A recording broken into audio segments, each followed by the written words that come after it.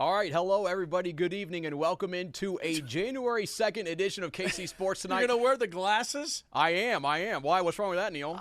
What? You don't even need them. You think it makes you look smaller or smarter? Oh my God. Okay, so Neal, everyone, you always try to downplay your intelligence, but Neal, here's what we know about Neal. You graduated college at what age? 20 years old? Yeah. And you have a law degree, correct? Yes. And meanwhile, you sit here and you're trying to accuse me of trying to act smart. That's really your game plan. But look at me. I dress like I'm in sports. You dress like you might be a male librarian in some small town like Dubuque, Iowa. Hey. And you dress like you're an attorney from Rochester, Minnesota. I'm a gentleman and a scholar. Went to the best high school in Kansas City, Bishop Miege, and the Harvard of the South, the University of Miami. But we are going to start. The school that invented swimming pools on campus. You must be very proud. They don't call it suntan U for that's what it's called. All right. So coming up on Sunday, right here on KCTV5, the Kansas City Chiefs will wrap up their 2025 season on the road at the Las Vegas Raiders. Now, Neal, neither of these teams are in the playoff picture. There's really not a lot to play for. So my big question for you: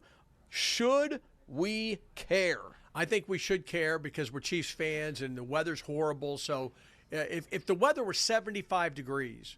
And you have children or pets that like to go outside, or a husband or wife that wants to go outside, a spouse, I would say you'd be better off DVRing the game and then going out and doing stuff in a 75 or 80 degree day. But if it's going to be 35 degrees and stuff, sit down, get a cup of coffee, get a beverage, a Coke or whatever it is you drink, and have fun and watch the game with your kids or your friends or your family or whatever, and enjoy football. It'll be the last Chiefs game of the season, okay? So why not enjoy it? But the reality is, I have a question for you. All Should right. we root against the Chiefs or for the Chiefs in this game? Well, I assume this has to do with the NFL draft, and right now we know that the Chiefs have a chance of picking anywhere between 8 and 12. Now, I just spoke with our great KCTV5 digital editor, Gabe Schwartz, who's often on the show. He tells me that the Chiefs have an 80% chance to pick inside the top 10. So, to me, it really seems like even if they do win this game, odds are they are still going to have a top 10 pick, but boy. So my question is, should we root for them or against them? I think we should root against the Chiefs, because that will give them the best chance to have them the highest pick in next year's NFL draft.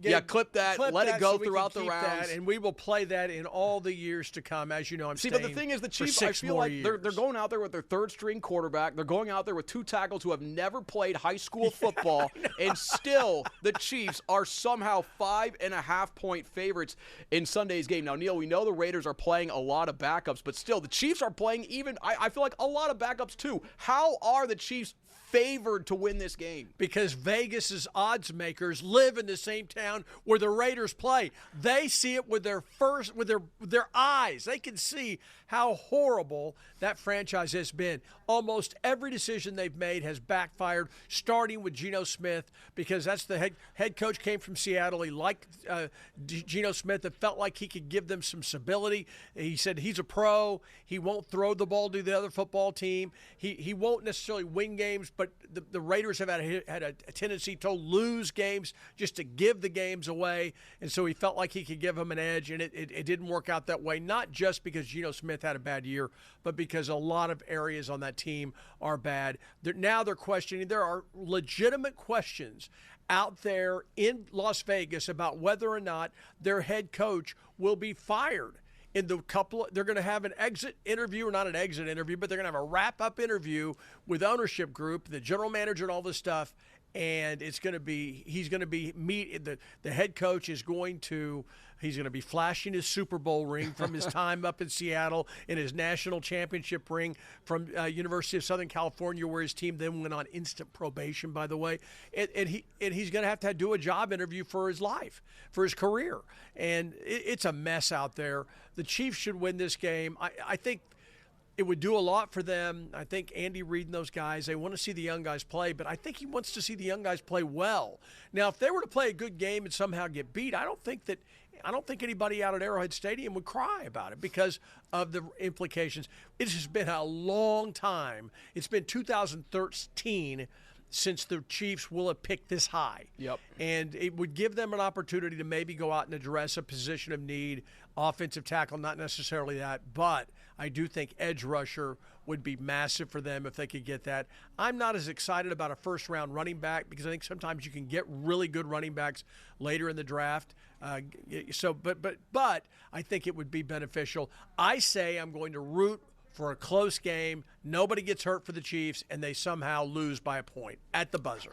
Yeah, I mean, and there's obviously a lot more reasons to watch besides that. It could potentially be Travis Kelce's last game here in Kansas City, and that certainly is a big reason to tune in just because of his outstanding career here in Kansas City. And obviously, I don't think he's going to want to go out with a game that's a dud. But Neal, dud. But I mean, this if they lose, does he really want to go out on a 6-game losing streak? I don't think so, and he's still productive. But Neal, next week you asked the Andy Reid today. Wait, real quick. Yeah. Would you offer him a good, not a great, but a good contract to stay in Kansas City if you're Brett Veach? 100%, absolutely. The reason I say that, and we brought it up here on the show many times, like all three of the Chiefs quarterbacks this year, when they needed crucial yards at crucial points in the game, they were not looking for number 4, they were not looking for number 1, they were not looking for number 5. Half the time, they were or looking suspended. For Travis number Kelce. 1 is hurt a lot of the time. Yeah, no, exactly. And he's the guy that they turn to, and he's the guy that's their leader. But Neal, I want to get to something that you asked Andy Reid today. Today, you were out there at the facility. You asked him what he's going to do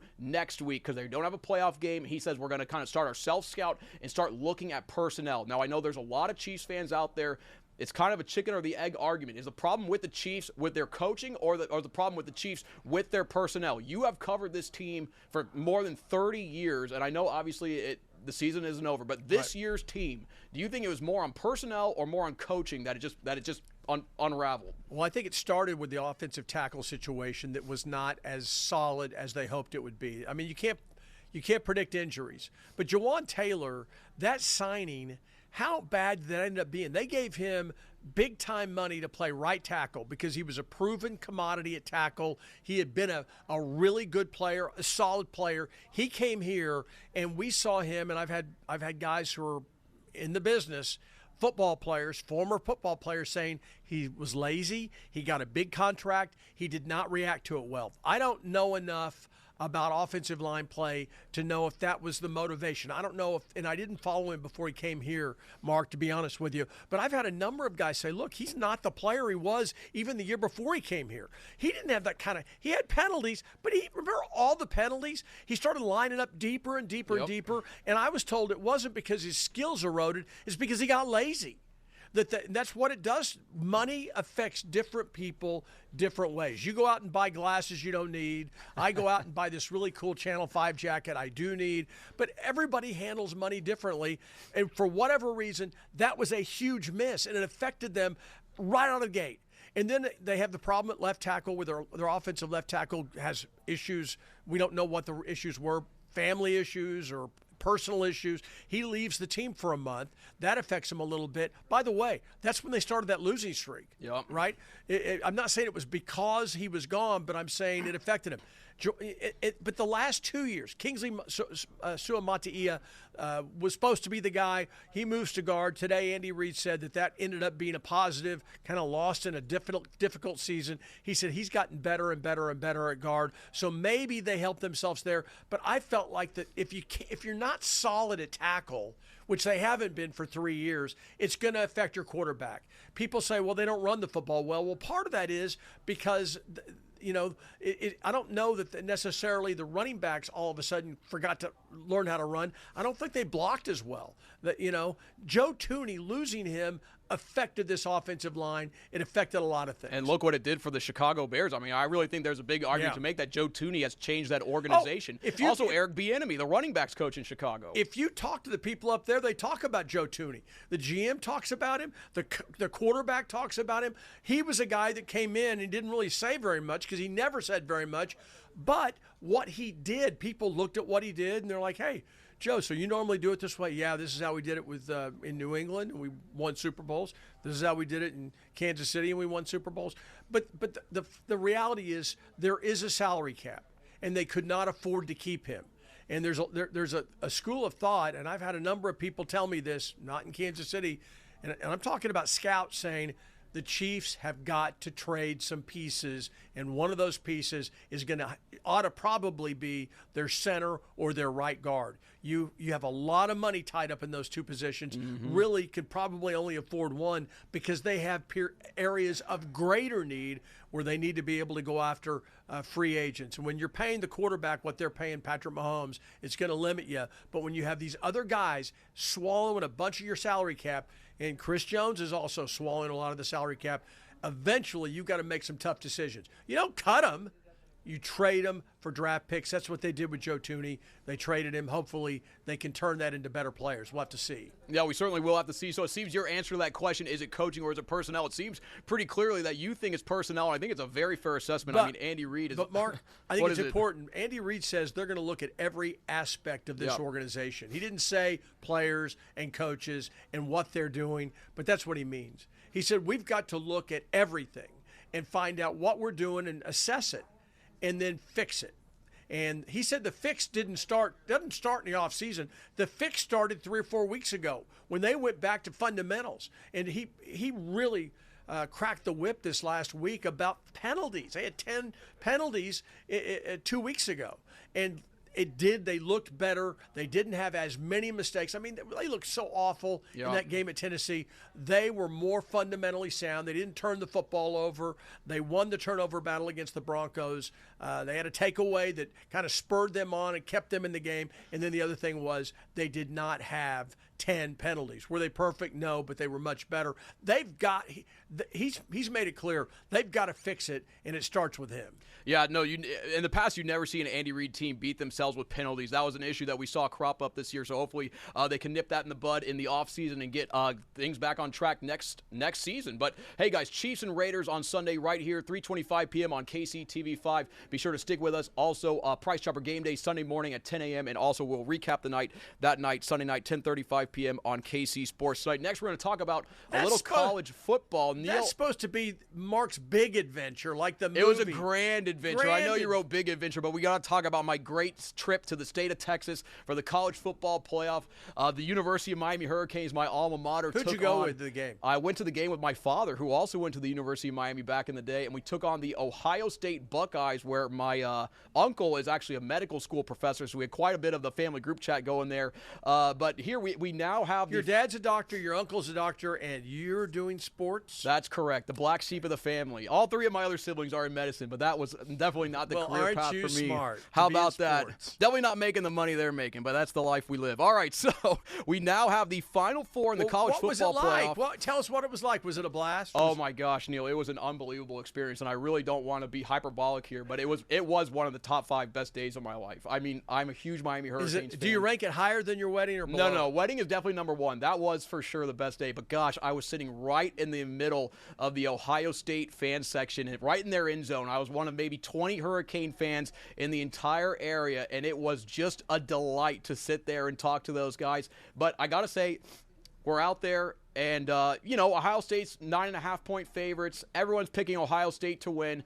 I knew the game was over on the very first offensive snap for Ohio State. Ohio State, we hear all about their offense. Julian Sayin, a Heisman Trophy finalist. Jeremiah Smith, the best player in all of college football. Carnell Tate, a future first-round pick. We hear, allegedly, they have first-round picks along the offensive line. What did I see that made me think that game was over? It's a neutral site, and Ohio State went to a silent count for the first snap of the game. That told me Ohio State was scared. Ohio State was not ready. And what we saw out there on the football field was a team that was physically dominant. The Miami Hurricanes dominated the offensive line of Ohio State. They dominated the defensive line of Ohio State. There was a point in the game, late in the game, Miami's up 17-14 with about 6 minutes left in the game. Ohio State punched the ball. They need to stop Miami to get the ball back. These are the defending national champions, Ohio State. Miami ran the ball down their throat for 6 minutes to ice the game. It was a dominant physical performance. Now, if we keep going, I'm going to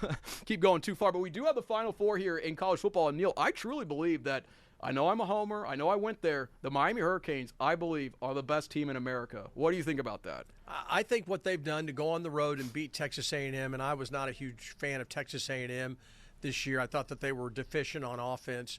It didn't have the weapon at quarterback to be able to beat people. To go in there and dominate the way they did, your team did with your defense, and they executed on kicking game, and they didn't turn the football over. They played a good football game and beat A&M. And then to turn around and beat Ohio State. This is the third straight year Ohio State has played in the Cotton Bowl. Their fans can fly down there. They had a big contingent. I know they had to be so excited to be down there, and to go in there and beat them and to throttle their offense the way you did. I think it shocked a lot of people. And it raises question. There were, and you know this better than anybody, there were a number of so-called experts who questioned the Hurricanes even being in the playoffs, and here they are. Meanwhile, Alabama and a lot of other teams that had the big names, they come in with the big name. Georgia comes in with a big name. Obviously, Texas Tech had a dominant season in the Big 12, and those teams, they get run. You know, Oklahoma gets beat at home hosting a playoff game. These are teams that were highly respected. They were no questions they deserved to be in the playoff. And now everybody's questioning, well, how good are they really? So it's really been an interesting, and it's kind of been that way during the playoff era. Teams that look great in the regular season don't always carry that over to the playoffs. No, it certainly does. And I know a lot of people kind of make the excuse that a lot of these top 4 seeds, that they have a long break between their first game and their second game. Maybe that makes them rusty. Guys, that simply is not the case. Indiana is the #1 overall seed in this tournament. They had not played, I believe, in 24 days before they played yesterday. They did not look like a team that was rusty. Miami had 21 days off between their last game of the regular season and their first game against Texas A&M in the playoffs. They did not come out in that game looking rusty. But, Mark, I will say this. A long layoff like that will affect a team's offense a lot more than it will their defense. How many points did Indiana score yesterday? Your team, I'm talking about over long periods of time, we've looked at the numbers. Offense is based on timing. Defense is based on recognition, recognizing what the offense is doing, and reaction to it. It's going to benefit them because they're going to look at more tape. They're going to know more. Certainly, you can overcome that. But generally speaking, the best offenses do not perform well after a 32 or 34-day break, which is what we used to have between the playoff, the conference championship games in the first weekend of December and the BCF's championship game that was oftentimes the first or second weekend of January. Can you imagine the Chiefs if they'd had to take a 34-day break before they went and played in the Super Bowl? So Neal, what I'm saying is I think it can affect some offenses more than others. I think a lot of offenses that run the football, it won't affect them quite as much. But when it's based on timing and crossing patterns and all this stuff, don't tell me it doesn't affect them. It does. But see, to me, that sounds a little bit like excuse culture, and I totally hear exactly what you're saying. But to me, that's knowing football culture. No. Versus somebody who knows what it's like to be a yell leader in all those state championship games at me age. No. So I totally understand what you hear. But what I think the layoff does is I don't think it necessarily affects the offense as much. What I saw, at least on the field at the Cotton Bowl on Wednesday in Dallas, was that Ohio State, in the first half, they really did not have the same physicality that they had in the second half. It looked like a team that had not played football for a long time, but what does that come down to? That comes down to your coaching staff, your coaching style. Yep. Like, do you go hard on your players in between games? I know the University of Miami practices extremely hard, extremely physical, because the physicality of them is their calling card. But you cannot replicate that in practice. I don't care what you do. Hey, Joey McGuire, the head coach of Texas Tech, was asked after the game, were you guys stale because you had not played? And he goes, no. That had nothing to do with it. We were healthier. We have no excuse. And so I think you can't use it. You can't give the players an out. But last year, that was not an accident. Now, this year, it wasn't quite as bad for the teams that had the first round bye. They didn't go 0 for 4. But last year, that was not an accident. Well, Mark, this is what I'll say, though, about at least I can say this about the Miami-Ohio State game. I don't think it was a lack of rhythm for Ohio State. I think it was Miami has 2 future first-round picks on their defensive line that was wreaking havoc. They have a possible first-round pick that had a pick 6, Keontae Scott. I mean, when you look at the talent, I think, and at the end of the day, how do you maybe judge the best programs in college football? By who maybe has the most NFL players on their roster. And I think when it's all said and done, I think at the end of the day, people are going to realize that there were a lot of future NFL players on the teams that won. I mean, Indiana, a lot of people were kind of underrating these guys. The MVP of the Rose Bowl, I believe, was one of their offensive linemen. I mean, they have the Heisman Trophy finals. I mean, there are good players all over the field. I just think maybe there are a lot of narratives. There's a lot of maybe people have not left the old football behind, but this is a new era. This is the NIL. Everyone can pay college football players. Back in the day when it was just the SEC maybe giving you $40,000 underneath the table, Alabama dominated. Southwest Conference, SMU, baby, they did it. Yeah. I mean, they invented it. But now everyone can pay the players, and there's just it's all over the country where these guys are. So hey guys, Indiana's going to take on Oregon in the Peach Bowl in the national semifinals, and Ole Miss and Miami taking on each other in the Fiesta Bowl. Let's talk real quick about the thing you were talking about it earlier. Okay. So who are the biggest winners? Big 12 is 4-2 with 2 more teams to play. Cincinnati's playing right now, and then they've got another team that plays later, University of Arizona. No, the bowl records by conference have been phenomenal. So this information was accurate as of yesterday. So maybe there have been some bowl games today that could change it, but I don't believe so. In records against other Power 4 conferences and bowl games so far, you're going by that. Okay. 4-2, the Big 12 4-2, the Big 10 5-4, and then the vaunted SEC 1-6. I think we're learning the SEC is not as good as we thought they were, and the rest of college football, I mean, the Big 12, there are people saying that no Big 12 team could compete for a national title. The Big 12, 4-2 in these bowl games. Neal, what do you think about that? It does not help, though, that Tech just swings and misses. I mean, they had a really, really bad outing offensively.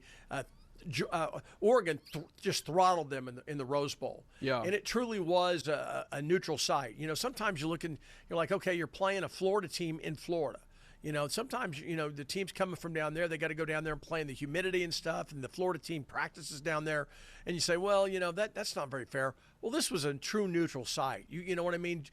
Texas Tech just didn't play. They got whipped. They'd never seen a defense like Oregon's. They in the Big 12 schedule, they just did not play a team of that caliber. And I think their defensive line for Texas Tech, you can make an argument that's the best defensive line in America. The pressure they were putting on Dante Moore, the way they were affecting the game. What did Oregon did Oregon finish with negative rushing yards? That was truly, but I mean, boy, Tech's offense, they could not move the ball. No, absolutely. So that's an interesting story. And the other big story, obviously, in college football, and that's what you're coming up with next, some good news for Kansas State and KU. Yeah, there certainly is. We're going to start with Kansas State today. It's going to be their next year, Avery Johnson's going to be his 3rd year as the starter, but he is returning to link up with Colin Klein here in Kansas State. He has a potential, I think, to maybe become one of the best quarterbacks in America next season. Neal, we've seen Colin Klein work with Avery Johnson, but obviously that was when Avery was much earlier in his development, playing as a true freshman. Now that Avery has played so many games in his college football career with the coaching of Colin Klein once again, how do you think this will play out in Manhattan? Well, presumably, Colin Klein's a guy that knows how to take advantage of a running quarterback. He was a running quarterback.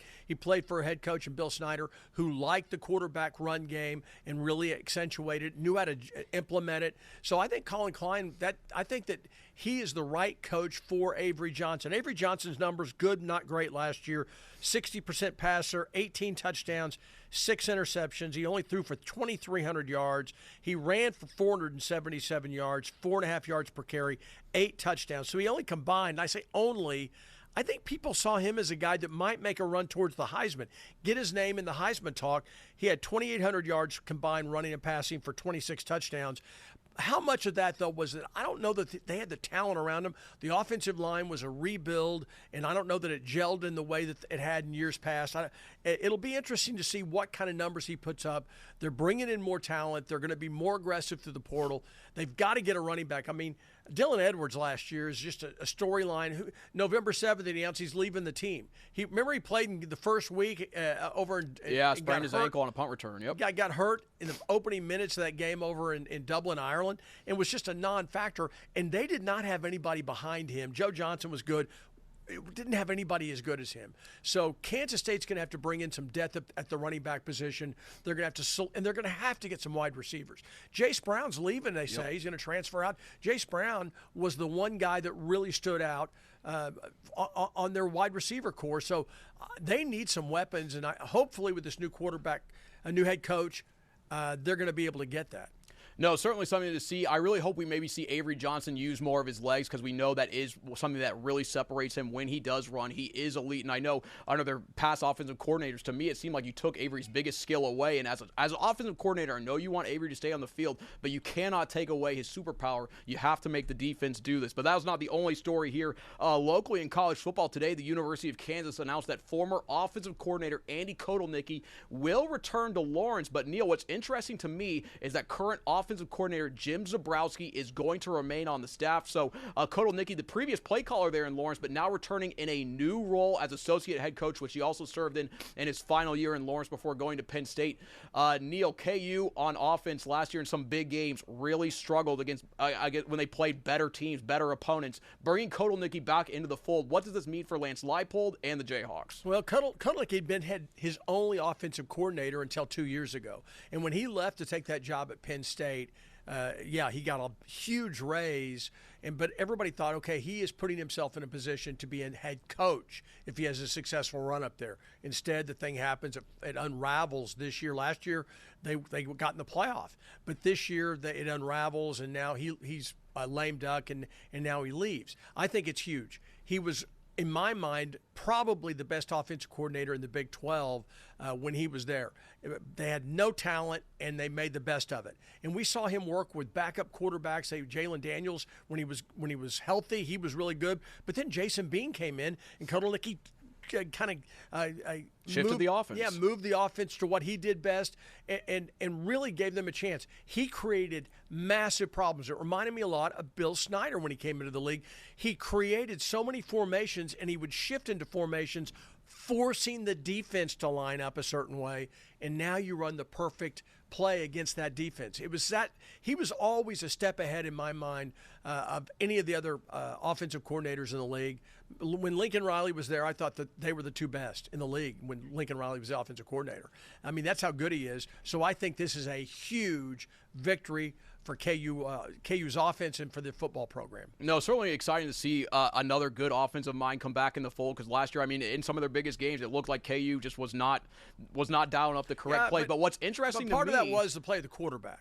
Yeah, no, but I mean, when you have a 60-year quarterback, I mean, you can't. Let's just say what it is. I mean, the 60-year quarterback, you got to make some plays. I mean, you're 23, 24 years old playing in college, but I'm interested to see. I mean, this could maybe create a situation like if Jim Zebrowski and the offense does struggle, like does Lance Leipold say, all right, maybe we have Kotelnicki call plays. No, like it's an interesting situation. I think that's exactly what it is. I'm not over there. But I have to believe you didn't hire this guy to be an associate head coach. Hey, follow me around and making sure. No, he's an offensive guy. You bring him in to coach offense. And, it's a little bit like Andy Reid has got an offensive coordinator, but guess who calls the plays? Andy Reid. You can have an offensive coordinator who'll still get his big money, and he'll collaborate with Kotelnicki. But Kotelnicki, there's no way you bring him in to oversee offense. You bring him in to run the show. I absolutely agree. But, hey, the first big step for KU in this offseason as they try to get their program back to where they want it to be. But tomorrow, we'll look ahead now to KU basketball. They start their Big 12 slate against the UCF Knights down there in Orlando. Now, Neal, Darren Peterson is expected to play for the Jayhawks. Yesterday, KU head coach Bill Self said he has been practicing, and the good news is it looks like Darren Peterson's explosion is at a different level than it was in the past. So, Neal, you've known Bill Self for a very long time. You guys are both Oklahoma boys. When you hear him say that the explosion is back, does that get you excited? No, it absolutely does. I mean, this is a guy that, if healthy, he gives them a chance to go to a different level. I don't know that I would think Kansas State would be, I don't know that I would consider Kansas to be a favorite to make the Final Four were he not here. I think he's the guy that puts him over the edge. Bill Self knows how to coach. They'll have to get him integrated. I remember a couple of weeks ago, he came back and was playing a little bit, and then he had to sit out a lot in the second half. And when he came back in, KU was on a good run. And Brian Haney is a non-con game, obviously. And Brian Haney's like, look, they got to get him. They've got to find a way to get him back in to the rotation and get the offense. The offense is doing great without him. They've got to keep doing great, even though he comes in. So we don't judge. We talked about this yesterday. Mark, I think you would agree. We're not going to judge KU by what they do first semester or even in January. We're not going to judge them by whether or not they win this league. I think we are over that. What we are looking for now is for Kansas to make a deep March run, something they have not done for 3 seasons.